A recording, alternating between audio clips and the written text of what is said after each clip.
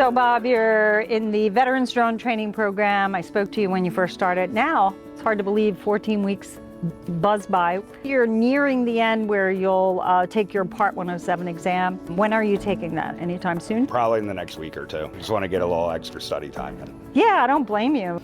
And you already took your Part 107 exam before the program? It's not complimenting myself, but I was the first one who took the test on May 15th. The material was very difficult.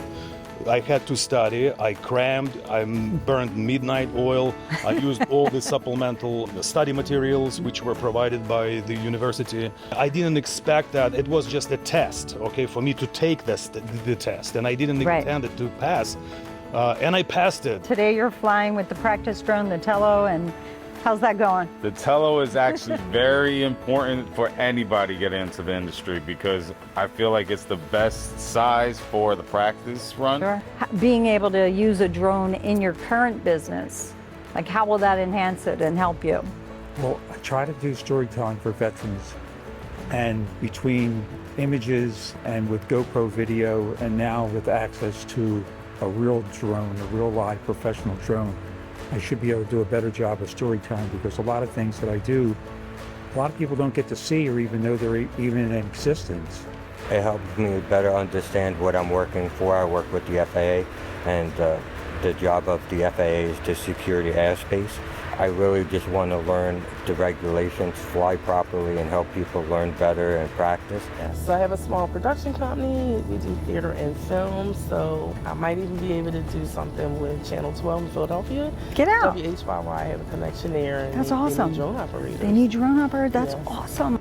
I've never flown a drone, and this program has enabled me to engage in that and actually introduced a whole new world to me that I never thought I was interested in. I'm really into real estate, and I'm thinking that I can apply my acquired skills in the real estate industry, taking good, beautiful pictures from all angles of the property, which is for sale. Oh, yeah. I think it will be very helpful. I try not to have any thoughts about it either way, because I don't like, it helps me with like test anxieties kind of thing. Sure. So yeah, I try not to, I try to block out that stuff so I could just focus on the content, and then when it's time to go test, I'm just going to test, period.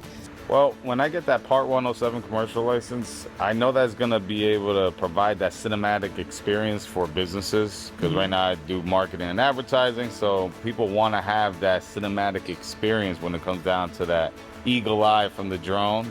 I was just talking to one of my classmates and telling them how therapeutic the creative process is and how therapeutic projects like these are. And it's therapeutic, you said earlier. Very therapeutic, because it's a lot of concentrating, and I know that firsthand, us veterans, we want to have something therapeutic.